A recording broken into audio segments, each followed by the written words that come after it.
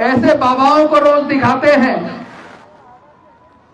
जो फर्जी जादू टोना करते रहते हैं, अंधविश्वास पाखंडवाद को बढ़ावा देते रहते हैं। अरे पूरी दुनिया हमारे देश के ऊपर हंस रही है, तुम्हें शर्म नहीं आती? आज तक क्या किसी देश का पाखंडवाद अंधविश्वास से भला हुआ है क्या?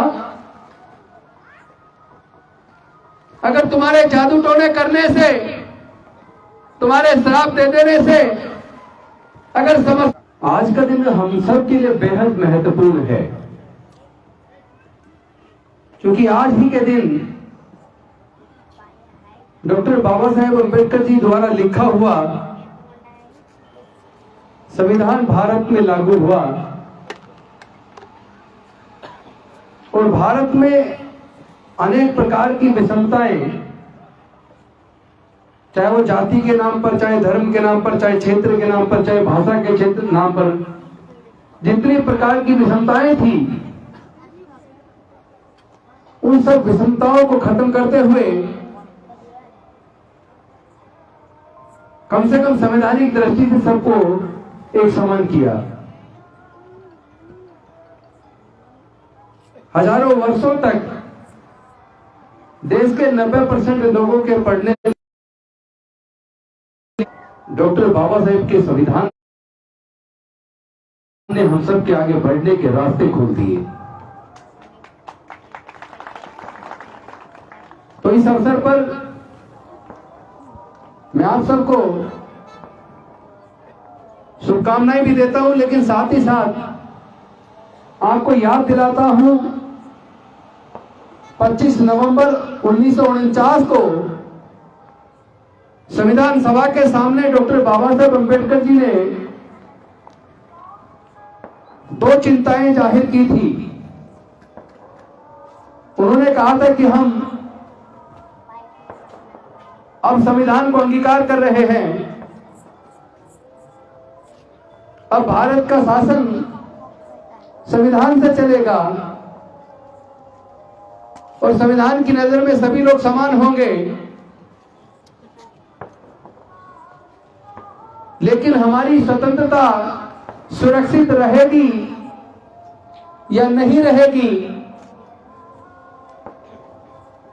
इसके लिए मुझे 2 चिंताएं महसूस होती है। एक चिंता जैसा अशोक जी ने जाहिर की थी, डॉक्टर बाबा साहेब अम्बेडकर जी ने कहा था जिस दिन भारत के लोग धर्म को देश से ऊपर मानने लगेंगे, उस दिन भारत की स्वतंत्रता खतरे में पड़ जाएगी। और दूसरी उनकी चिंता यह थी कि जिस दिन भारत के लोग किसी महान व्यक्तित्व के सामने या देश के किसी बड़े नेता के सामने अपना सब कुछ समर्पित करके उसके अंधभक्त हो जाएंगे और अपने सारे फैसले लेने का अधिकार उसके हाथों में सौंप देंगे और वो व्यक्ति उससे तानाशाह बन जाएगा,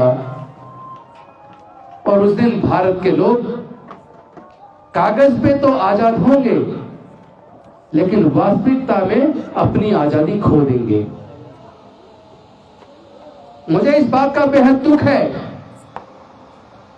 कि आज बाबा साहेब की वो दोनों चिंताएं बिल्कुल सच साबित हो रही हैं। एक तरफ देश में काफी मात्रा में ऐसे लोग हैं जो धर्म को देश से ऊपर मानने लगे हैं, और ऐसे लोगों की भी अच्छी खासी संख्या है जो व्यक्ति पूजक बन गए, अंधभक्त हो गए, वो नेता के अच्छे बुरे निर्णय पे बोल भी नहीं रहे हैं, अंधे हो गए हैं। इससे यह प्रतीत होता है कि भारत में व्यक्ति की आजादी आज लगभग खतरे में है। अगर यही हाल रहा, हो सकता है कि आने वाले समय में 26 जनवरी को गणतंत्र दिवस मनाना ही बंद हो जाए। जैसा वाग्मेरे जी ने चिंता जाहिर की, क्योंकि जो संविधान 26 जनवरी 1950 को लागू हुआ, जिसको डॉक्टर बाबा साहब अंबेडकर जी ने रात दिन कड़ी मेहनत के बाद तैयार किया, पूरे दुनिया के संविधानों को पढ़ा। भारत में जो विविधताएं हैं, अनेकों प्रकार की संस्कृति है, अनेकों हजारों जातियां हैं, कई धर्म हैं, इतने विविधताओं से भरे देश को एक ऐसा संविधान देना जो भारत को एकजुट रख सके। क्योंकि उससे पहले तो भारत 565 रियासतों में बटा था और हजारों साल तक भारत गुलाम रहा। फिर से भारत गुलाम ना बने, फिर से भारत बट ना जाए, फिर से भारत के टुकड़े ना हो जाएं, भारत एक सशक्त राष्ट्र बने, उसकी व्यवस्था डॉक्टर बाबा साहब अंबेडकर जी ने पूरे दुनिया के संविधान को पढ़ के और फिर भारत के परिस्थितियों का अध्ययन करके, सारी विविधताओं का अध्ययन करके भारत को दुनिया का महानतम संविधान दिया। उस संविधान की बदौलत आज भारत एकजुट है। लेकिन भारत एकजुट बना रहेगा, इस बात पर मुझे संदेह है। भारत में डॉक्टर बाबा साहब अंबेडकर जी ने सबके लिए पढ़ने के रास्ते खोले, लेकिन पिछले कुछ वर्षों में सरकारों ने देश के ज्यादातर लोगों के हायर एजुकेशन में जाने के रास्ते बंद कर दिए।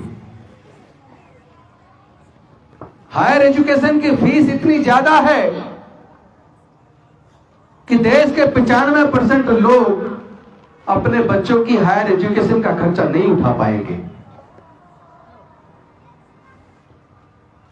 दलित, पिछड़े, आदिवासी जब से रिजर्वेशन आया तब से नौकरियों में आने लगे, लेकिन पिछले कुछ सालों में देश की सरकारों ने सार्वजनिक उपक्रम बेच दिए, सरकारी कंपनियां बेच दी। धीरे धीरे प्राइवेटाइजेशन इतना ज्यादा बढ़ता जा रहा है कि खास तौर पर अनुसूचित जाति, जनजाति, पिछड़े वर्ग के लोग आने वाले समय में नौकरियों में भी नहीं आ पाएंगे। व्यापार करने के लिए पैसा चाहिए, पैसा हमारे लोगों के पास नहीं है। इसीलिए मुझे चिंता सताती है कि ये हमारे लोगों की आजादी, भारत के लोगों की आजादी बची रहेगी या नहीं, मुझे इस पर संदेह है।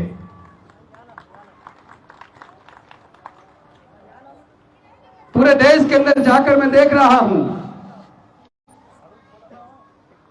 देश के लोग एकजुट रहना चाहते हैं, देश के लोग आपस में भाईचारा चाहते हैं, देश के लोग शांति चाहते हैं, क्योंकि जहां शांति होती है वहां प्रगति होती है, जहां प्रगति होती है वहां खुशहाली होती है। भारत को अपने पड़ोसी देशों से सीखना चाहिए, सबक लेना चाहिए। जिन देशों में कट्टरपन बढ़ा, चाहे वो पाकिस्तान हो, अफगानिस्तान हो, ईरान हो, इराक हो, सीरिया हो, लेबनान हो, जिन देशों में कट्टरपन बढ़ा, जहां आपस में गृह युद्ध छिड़ा, वो देश तबाह हो गए। तो चिंता इस बात की भी है, पिछले कुछ सालों में देश के अंदर राजनीतिक पार्टियां, खासतौर पर जो सत्ता में है, वो स्वयं कट्टरपन बढ़ा रही है। एक तरफ हमारे लोगों से वो शिक्षा को महंगा करके शिक्षा को छीन रही है, दूसरी तरफ सरकारी उपक्रमों को बेचकर सरकारी नौकरियां छीन रही है, और तीसरी तरफ समाज में धर्म और जाति के नाम पर नफरत पैदा कर रही है। नफरत से नफरत बढ़ती है, जहर से जहर फैलता है, प्यार से प्यार फैलता है। तथागत बुद्ध ने हमें न केवल शांति और मानवता का संदेश दिया, बल्कि समाज में समता, स्वतंत्रता, बंधुता, न्याय, करुणा, मैत्री, प्रज्ञा और शील दिया है। केवल यही मार्ग है जो भारत को एक दिन बचाएगा। जो लोग 22 प्रतिज्ञाओं का विरोध करते हैं, मैं उनसे निवेदन करता हूं कम से कम पहले 22 प्रतिज्ञाओं को पढ़ तो लो। जिस दिन आप 22 प्रतिज्ञाओं को पढ़ लोगे, जिस दिन आप पाखंडवाद, अंधविश्वास को छोड़ दोगे, जिस दिन आप सामाजिक कुरीतियों से दूर हो जाओगे, जिस दिन आप तरह तरह के नशों से दूर हो जाओगे, जिस दिन आप हिंसा के रास्ते को छोड़कर, झूठ के रास्ते को छोड़कर, चोरी के रास्ते को छोड़कर, व्यभिचार के रास्ते को छोड़कर, नशे के रास्ते को छोड़कर समाज में प्यार फैलाओगे, उस दिन भारत तरक्की के रास्ते पे आगे बढ़ जाएगा। अनफॉर्चुनेटली जो लोग 22 प्रतिज्ञाओं का विरोध करते हैं, उन्होंने अभी तक 22 प्रतिज्ञाओं को पढ़ा नहीं है। मैं मानता हूं 22 प्रतिज्ञाओं में जो पहली 3-4 प्रतिज्ञाएं ऐसी हैं जो जब कोई हिंदू से बौद्ध बनता है तब वो उन प्रतिज्ञाओं को दोहराता है जो बाबा साहब ने हमें दिलवाई थी। लेकिन उसके बाद की जितनी भी प्रतिज्ञाएं हैं वो तो पूरे देश को अपनानी चाहिए, उसी से देश मजबूत होगा। केवल विरोध करने के नाम पर विरोध मत कीजिए। मैं देख रहा हूं पूरे भारत के अंदर कुछ लोग रात दिन नफरत फैलाने का काम कर रहे हैं और बहुत ज्यादातर टीवी चैनल ऐसे बाबाओं को रोज दिखाते हैं जो फर्जी जादू टोना करते रहते हैं, अंधविश्वास, पाखंडवाद को बढ़ावा देते रहते हैं। अरे पूरी दुनिया हमारे देश के ऊपर हंस रही है, तुम्हें शर्म नहीं आती? आज तक क्या किसी देश का पाखंडवाद, अंधविश्वास से भला हुआ है क्या? अगर तुम्हारे जादू टोने करने से, तुम्हारे श्राप दे देने से अगर समस्याओं का समाधान हो जाता तो भाई कुछ ऐसा जादू करिए कि चाइना भारत की सीमा को क्रॉस ही ना कर पाए, पाकिस्तान भारत की सीमा को क्रॉस ना कर पाए, आतंकवादी भारत की शांति को भंग न कर पाए। कम से कम जो लाखों करोड़ रुपया हमारा आर्मी के ऊपर खर्च होता है, कुछ जरूरी खर्चे हैं आर्मी के जिसको खर्च करना जरूरी है, लेकिन अगर पड़ोसी देशों से खतरा खत्म हो जाए तो ये खर्च भी आधा हो जाएगा। इसी पैसे को हम पूरे देश के बच्चों को फ्री शिक्षा देने पर खर्च कर सकते हैं। क्या हायर एजुकेशन का पूरा खर्चा सरकारों को नहीं उठाना चाहिए? क्या लोगों के इलाज का पूरा खर्चा सरकारों को नहीं उठाना चाहिए? क्या सरकारों को सभी युवाओं के लिए रोजगार के अवसर पैदा नहीं करने चाहिए? क्या सरकार की जिम्मेदारी नहीं है पूरे भारत में शांति कायम हो? क्या भारत सरकार की जिम्मेदारी नहीं है कि नफरत फैलाने वाले लोगों को जेल में डाले? क्या ये जरूरी नहीं है जो लोग अंधविश्वास, पाखंडवाद फैलाते हैं और जो टीवी चैनल ऐसे बाबाओं को 24 घंटे दिखाते हैं, क्या ऐसे टीवी चैनल पर बैन नहीं लगा देना चाहिए? अरे लोगों को काम करने दो, मेहनत करने दो, बच्चों को पढ़ने दो। उन्हें अंधकार के रास्ते पर ले जाकर भारत को क्यों डुबा रहे हो? दुनिया के सामने भारत को अपमानित क्यों कर रहे हो?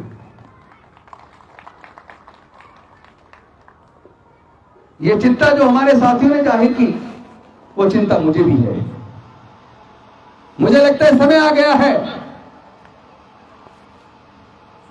जब देश के तमाम दलित, पिछड़े, आदिवासी, अल्पसंख्यक, मजदूर, किसान, गरीब मजदूर सब लोग एकजुट हों। अगर हम लोग एकजुट नहीं हुए तो कुछ ऐसी देश विरोधी ताकतें हैं जो भारत के संविधान को खत्म करना चाहती है, जो भारत में फिर से मनुस्मृति वाला शासन लाना चाहती है। वही मनुस्मृति वाला शासन जिसने हजारों साल तक देश के 90% लोगों को पढ़ने से दूर रखा, वही शासन जिसने देश की आधी आबादी महिलाओं को पढ़ने से और मानवता के अधिकार से दूर रखा। ये राजनीतिक कुर्सियां टेम्परेरी आती जाती रहेंगी।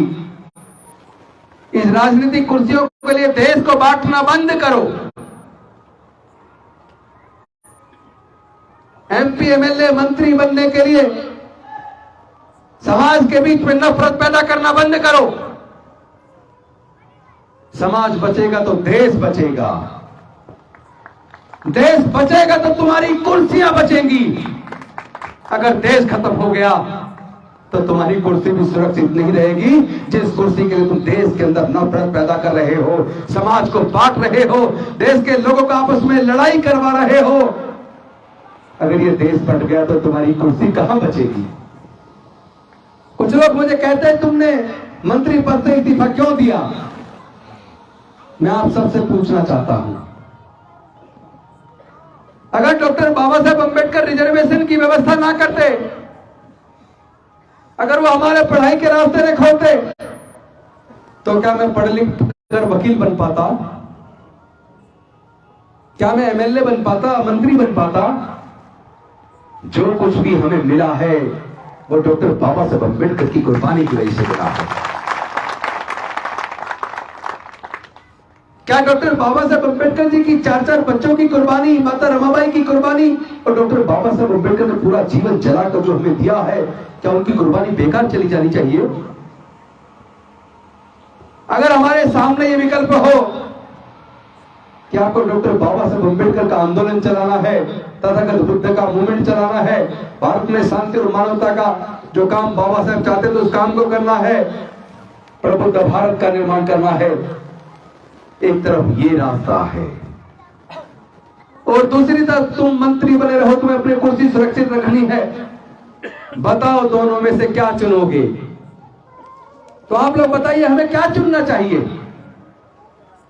बाबा साहेब का मूवमेंट चुनना चाहिए या ये मंत्री की, एमएलए की कुर्सी चुननी चाहिए? बाबा साहेब का जो चाहते हैं कि बाबा साहेब का मूवमेंट चुनना चाहिए, अपने देश को चुनना चाहिए, देश में शांति व्यवस्था कायम हो इस रास्ते को चुनना चाहिए, हमारे लोगों की स्वतंत्रता सुरक्षित रहे, हमारे लोग आगे बढ़े इसको चुनना चाहिए, हमारे लोगों का उत्पीड़न बंद हो इस रास्ते को चुनना चाहिए। जो लोग इस फेवर में, वो लोग दोनों हाथ अपने एक बार खड़े कर दें। यहां सब लोग चाहते हैं कि ये रास्ता चुनना चाहिए, तो मैंने भी ये रास्ता चुना और मैं इसी रास्ते पे चलूंगा। मैं आपको बता रहा हूं, आज जब तक हमारे समाज के ऊपर होने वाले जुर्म जाति पूरी तरीके से बंद ना हो जाए, जब तक भारत में दलित, पिछड़े, आदिवासियों के ऊपर होने वाले अत्याचारों का अंत ना हो जाए, जब तक भारत में जात पात, ऊंच नीच, छुआछूत खत्म ना हो जाए, जब तक भारत में मानवता को प्राथमिकता ना दी जाए, जब तक भारत में मानव की गरिमा को प्राथमिकता ना दी जाए, जब तक भारत में पाखंडवाद, अंधविश्वास और रूढ़िवादिता का खात्मा ना कर दें, तब तक हम इस मूवमेंट को चलाने के लिए अपना पूरा जीवन लगा देंगे।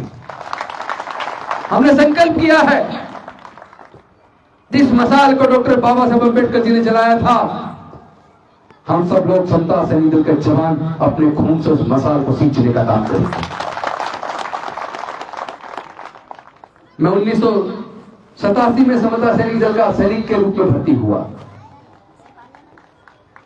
और धीरे धीरे करते करते 2002 में राष्ट्रीय प्रधान महासचिव भी बना। दिल्ली की सरकार ने डॉक्टर अंबेडकर रत्न अवार्ड सन 2000 के आसपास समता सैनिक दल को अच्छे काम के लिए दिया और 2018 के आसपास भारत सरकार ने समता सैनिक दल को राष्ट्रीय पुरस्कार दिया और हम उसके सिपाही और उसके करने वाले जिम्मेदार रहे हैं। इस बात का मुझे गौरव है। समता सैनिक दल चरित्र निर्माण करता है, सदाचार का जीवन सिखाता है। समता सैनिक दल समता, मैत्री, भाईचारे पर आधारित जातिहीन, वर्गहीन, न्यायपूर्ण बौद्धमय समाज की स्थापना करने के लिए कर संकल्पित है। समता सैनिक दल के जवान बीड़ी, सिगरेट, शराब, बियर, विस्की, पान, तंबाकू, तमाम तरह के नशे को और हर प्रकार के व्यभिचार, हर बुराई के रास्ते से दूर रहते हैं। ऐसे समता सैनिक दल का सैनिक होना ही अपने आप में बहुत गर्व की बात है और मुझे गर्व है कि मैं समता सैनिक दल का एक जिम्मेदार सिपाही हूं। लास्ट में मुझे पता है 10 दिन से श्रामणेर और सैनिक प्रशिक्षण शिविर चल रहा है आदिलाबाद में, यहां तेलंगाना में। 10 दिन से लगातार आप लोग ट्रेनिंग में अलग अलग प्रकार की विधाएं सीख रहे हैं और सुबह से आज भी आप लगातार परेड करते हुए एक लंबा मार्च करके आए हैं, थके हुए हैं। ट्रेन लेट हुई तो इसलिए मेरी ट्रेन भी मुझे 1.5 घंटे बाद उन्होंने मुझे नागपुर उतारा और वहां से हम कार से आए। मैं समझ सकता हूं कि आप कितने थक गए होंगे, इसलिए मैं ज्यादा लंबा भाषण नहीं दूंगा और आप इसे भाषण भी ना समझें। यह मेरे मन के अंदर की पीड़ा है, यह मेरे अपने मन का संकल्प है कि जब तक हमारे शरीर में खून है, सांस की आखिरी सांस तक भी हम डॉक्टर बाबा साहब का जो सपना था भारत को बौद्ध में करने का, भी भारत बौद्ध में करी, उस सपने को पूरा करने के अपनी जान की बाजी लगा देंगे। मैं उम्मीद करता हूं कि आप सब लोग मिलके किसी भी कीमत पर हम बाबा साहब के बनाए संविधान को खत्म नहीं होने देंगे, जिसने यहां मानवता को आगे बढ़ने का रास्ता दिया है। फिर से भारत में मनुस्मृति का शासन नहीं आने देंगे हम। इसके लिए जो भी कुर्बानी देनी पड़ेगी हम देने के लिए तैयार हैं। जो चिंताएं वाघमारे जी ने जाहिर की, मैं आपको आश्वस्त करता हूं, पूरे देश में जाकर, गांव गांव में जाकर समाज को तैयार करेंगे। आपको चिंता करने की जरूरत नहीं है। जितने भी हमारे लोग अलग अलग टुकड़ों में बटे हैं, अलग अलग ग्रुप में बटे हैं, उन सबको विचारों के साथ जोड़कर एकजुट करने का हमने संकल्प लिया है। वो अपने संगठन चलाते रहे, लेकिन क्या न्यूनतम साझा कार्यक्रम नहीं बन सकता? क्या हम मुद्दा आधारित एकता कायम नहीं कर सकते? हम कर सकते हैं, क्योंकि पूरे देश में मैं लगभग लगातार जा रहा हूं। पूरे देश में जाने के बाद मैं इस नतीजे पर पहुंचा हूं कि समाज सबको एकजुट होते हुए देखना चाहता है। चाहे वो समता सैनिक दल के गुट हो, चाहे भारतीय बौद्ध महासभा के गुट हो, या और तमाम तरह के जो संगठन चल रहे हैं, सबसे हमारी बात हो रही है। हमने सबसे कहा आप अपना बैनर झंडा चलाए रखिए, अपना संगठन चलाते रहिए, लेकिन जब समाज को बढ़ाना चाह जाए तो सब लोग मिलके अपने समाज के लिए हम लड़ेंगे। तो समाज के हक अधिकार को बचाने के लिए हम मिनिमम कॉमन प्रोग्राम बना रहे हैं। मिनिमम कॉमन प्रोग्राम के तहत हम सब लोग एकजुट होकर अपने आने वाले बच्चों के भविष्य के लिए, ताकि हमारे आने वाले बच्चे फिर से गुलाम ना हो जाएं, इस लड़ाई को पूरी ईमानदारी के साथ हम लड़ेंगे। ये संकल्प हमने किया है। और ये जो हमारे बीच में सबसे बड़ी जो बाधा है, समाज का छोटी छोटी जातियों में बटे होना, क्योंकि जहां भी मैं उत्पीड़न की घटनाएं देखता हूं, लोग कहते हैं जाति की वजह से हमारे साथ उत्पीड़न होता है। अरे अगर जाति की वजह से हमारे साथ जातिगत उत्पीड़न होता है तो फिर हम जातियों में बटे हुए क्यों हैं? कुदरत ने हमें सबको इंसान के रूप में पैदा किया। कुछ चालाक लोगों ने हमें हजारों जातियों में बांट दिया। वही चालाक लोग देश के सारे संसाधनों पर कब्जा किए हुए हैं। जब तक हम जातियों में बटे रहेंगे तब तक हमारा शोषण होता रहेगा। इसलिए जाति छोड़ो, समाज जोड़ो। और ये काम केवल डॉक्टर बाबा साहेब अम्बेडकर के सपने को पूरा करके हो सकता है। क्योंकि जिस प्रकार अनेकों नदियां अलग अलग नाम से जानी जाती है, समुद्र में गिरने के बाद अपनी पहचान खो देती है, उसी प्रकार ये सारी जातियां जब बौद्ध बन जाएंगी तो भारत से इन जातियों का खात्मा हो जाएगा। और जब हम बौद्ध बनेंगे तो बाबा साहब का सपना भी भारत बौद्ध में करी, हम लोग बाबा साहब के सपने को पूरा करने में कामयाब होंगे, मुझे पूरा भरोसा है। इन्हीं शब्दों के साथ मैं अपनी वाणी को विराम देता हूं। बहुत बहुत धन्यवाद। जय भीम, जय भारत। और जो साथियों ने, जो नितिन वाघमारे जी ने जो मेरा ये फोटो बनाया 11 घंटे लगाकर,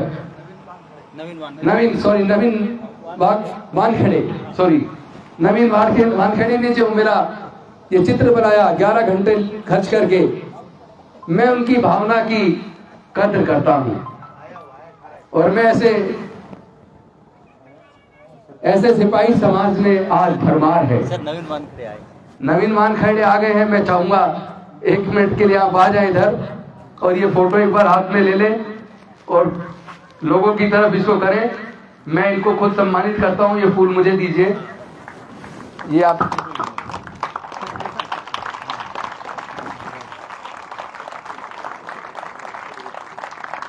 बहुत बहुत धन्यवाद।